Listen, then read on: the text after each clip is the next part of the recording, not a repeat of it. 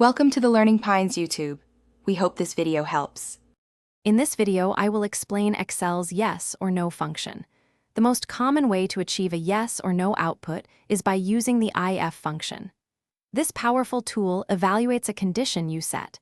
If that condition is true, it returns your specified yes value. If it's false, it returns no. It's a straightforward way to categorize data based on simple criteria. For more complex scenarios, you can use nested if functions or combine if with and or. For example, you might want yes only if two conditions are met, or if at least one of several conditions is true.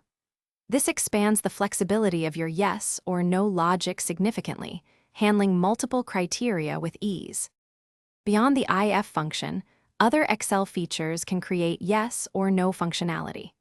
Data validation, for instance, lets you create a drop-down list in a cell, forcing users to select either yes or no.